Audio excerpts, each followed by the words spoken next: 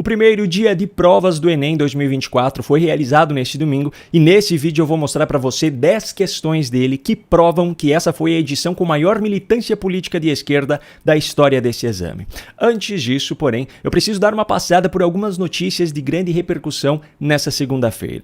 Logo no início da manhã de hoje saiu a notícia de que a Telebrás, a empresa estatal vinculada ao Ministério das Comunicações e responsável pela implementação das políticas públicas de telecomunicações do Brasil, admitiu ao Tribunal de Contas da União que realizou uma pedalada fiscal milionária, confirmando assim a denúncia apresentada em uma matéria do UOL. O portal publicou inicialmente uma reportagem mostrando um documento em que a empresa afirmava que o rombo em 2025, estimado em 184 milhões de reais, pode superar o dobro do valor em relação a esse ano. Depois da publicação dessa reportagem, parlamentares do Partido Novo pediram a apuração do TCU. Em sua resposta ao tribunal, a Telebrás confirmou que fez uso da ferramenta orçamentária chamada de Despesas de Exercícios Anteriores, o DEA, para rolar compromissos de 2023 para o orçamento desse ano. O DEA é um instrumento legítimo, mas só deve ser usado em casos excepcionais, determinados por lei, o que não foi o caso da Telebrás. A empresa declarou ainda ao TCU que informou a todas as partes interessadas sobre essa prática. Aquela reportagem inicial sobre o assunto revelou também que algumas reuniões aconteceram nesse ano para discutir essa questão, inclusive com a presença do ministro da Fazenda, Fernando Haddad, e do ministro das Comunicações, Juscelino Filho. Foram revelados também ofícios de fevereiro de 2024 em que a Telebrás relatava a situação ao Ministério das Comunicações. Portanto, esse é mais um caso de um grave problema que já era de conhecimento dos integrantes do governo Lula, mas que foi abafado por eles na esperança de que nunca viesse ao público. Outro assunto que tem repercutido muito entre ontem e hoje é a carta enviada por João Dória a Lula. O ex-governador de São Paulo, que chegou a estampar a capa de uma edição da revista Isto É, em 2017, com o título Nasce o Anti-Lula, escreveu nessa carta a Lula frases como "queria ter a chance de dizer que errei". Dória disse ainda no texto que reconhecia ter cometido exageros e equívocos com Geraldo Alckmin e com Lula.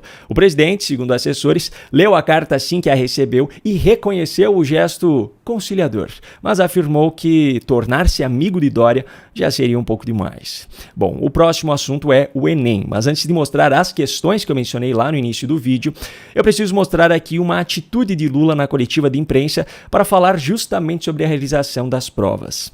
Lula visitou neste domingo a sala de monitoramento do Enem, que foi montada pelo MEC na sede do INEP em Brasília, e depois dessa visita esteve ao lado de Camilo Santana, o ministro da Educação, que fez uma espécie de coletiva de imprensa para falar algumas coisas aos jornalistas presentes. Quando Camilo terminou a sua fala, alguns jornalistas perguntaram a Lula sobre a Venezuela. A título de contextualização, na semana passada, o regime do ditador Nicolás Maduro convocou o seu embaixador no Brasil para prestar esclarecimentos após o veto do Brasil à entrada do país no BRICS, e também a Guarda Nacional Bolivariana, que é subordinada ao ditador Nicolás Maduro, publicou uma imagem direcionada a Lula com a frase "quem mexe com a Venezuela sofre as consequências". Obviamente, se espera um posicionamento de Lula diante das provocações, ainda mais pelo fato de que ele e Maduro são velhos aliados, ou eram velhos aliados. Enfim, diante do questionamento dos jornalistas, Lula simplesmente se recusou a falar sobre isso e fugiu. Espero que não tenha nenhuma ocorrência maior no dia de hoje, se Deus quiser. Obrigado. Obrigado, gente.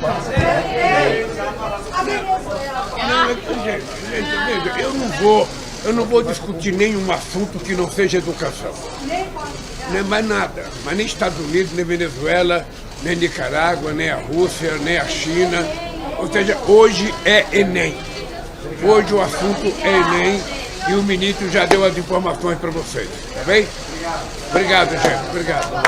A postura dele deixa ainda mais clara sua submissão ao ditador venezuelano, que mesmo fraudando as eleições de forma escancarada no seu país, mesmo reprimindo violentamente protestos, mesmo sendo denunciado pela ONU por violações aos direitos humanos, mesmo fazendo provocações diretas e pessoais a Lula, não consegue arrancar de Lula uma única crítica. Diante disso, Ou Lula ama incondicionalmente o ditador Nicolás Maduro, ou morre de medo de que, se fizer alguma crítica, o espírito vingativo de Maduro o leve a revelar informações comprometedoras sobre o presidente brasileiro. Bom, agora vamos ao que interessa. O primeiro dia de provas do Enem 2024 foi realizado neste domingo e eu vou mostrar agora para você 10 questões do caderno de provas que mostram que essa foi a edição de maior doutrinação ideológica desde que esse exame foi criado. A militância política, além de ter acontecido em favor de pautas defendidas pela esquerda, foi também exercida em favor de pautas defendidas especificamente por Lula. Acompanhe aqui comigo. As questões foram extraídas do caderno verde, mas são todas iguais aos demais, que só trazem as mesmas questões em ordem diferente. Na primeira metade da prova, que era a parte de linguagens, códigos e suas tecnologias, já encontramos uma velha narrativa da esquerda na questão de número 14, as fake news na internet. Nesse caso aqui, a narrativa foi contextualizada junto à popularidade dos memes para criticar, de acordo com o gabarito extraoficial, a divulgação de informação manipulada em postagens virtuais. Um pouco mais adiante, na questão de número 20, a crítica é direcionada àquilo que a prova chama de masculinização das modalidades de luta, dizendo ainda que, por conta disso, o ensino de lutas nas aulas de educação física nas escolas é atravessado por tensões relacionadas às questões de gênero e sexualidade. Na questão 36 é apresentado um texto que se baseia em um teste feito por uma pessoa para afirmar que há comprovação de que nas redes sociais há um viés racial por trás do alcance dos conteúdos. Só que é na parte 2 da prova em que a militância política e a doutrinação ideológica ficam mais escancaradas, pois as questões são de ciências humanas e suas tecnologias. Logo na primeira questão, a de número 46, a prova apresenta um texto escrito há cerca de 100 anos para falar sobre democracia, afirmando que a soberania popular é o que sustenta o exercício do poder. Ok, na teoria, muito bonito. Agora, na prática, os auto-intitulados defensores da democracia estão respeitando a soberania popular? Ainda nessa página, a questão 48 trata de uma pauta que vem sendo constantemente defendida por Lula especificamente, ao criticar em seus discursos o poder de veto que alguns países têm dentro do Conselho de Segurança da ONU. Na prova do Enem, ou o aluno concordava com Lula, ou errava a questão, pois a resposta certa, segundo o gabarito extraoficial, afirmava que esse poder de veto representa uma assimetria política. E ainda na mesma página, a questão 49 pede ao aluno qual é a contradição interna do capitalismo apresentada no texto, que, de acordo com o gabarito, é a alienação decorrente da organização do trabalho. Pois é, a prova critica o capitalismo, mas entre as 90 questões não há nenhuma sobre as contradições do socialismo ou do comunismo. Na página seguinte, a questão 53, segundo o gabarito extraoficial, apresenta um texto que leva à conclusão de que a cartografia é um instrumento usado essencialmente para a sustentação de hegemonias territoriais. Isso pode ser tanto uma crítica à hegemonia de determinados países sobre os outros, quanto uma crítica à propriedade privada, que é uma pauta comunista.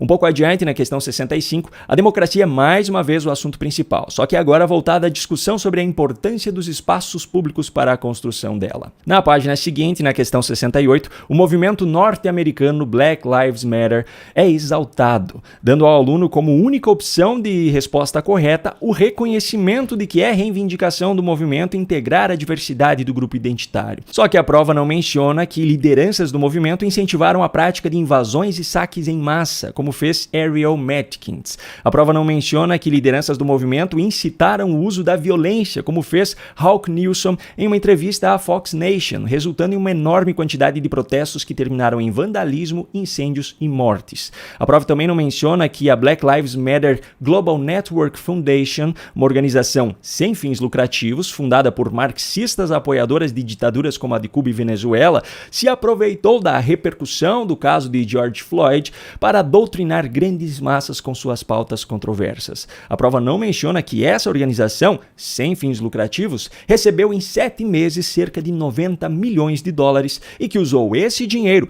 para comprar mansões nos Estados Unidos, Canadá e nas Bahamas, e ainda para fechar contratos milionários de prestação de serviços como consultoria com empresas de dirigentes da instituição ou de seus parentes.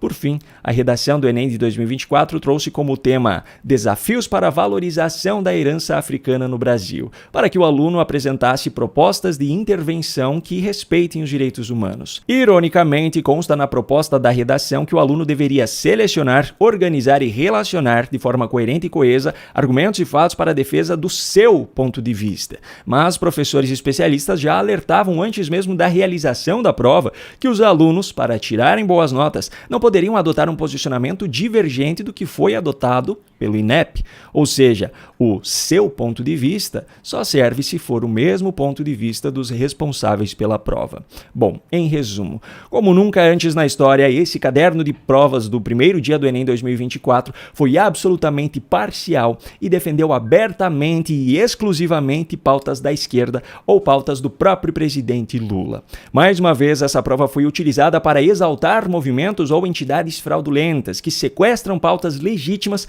para tirar proveito daqueles a quem conseguem doutrinar. Mais uma vez, o Enem foi retrato da militância presente em grande parte da educação brasileira.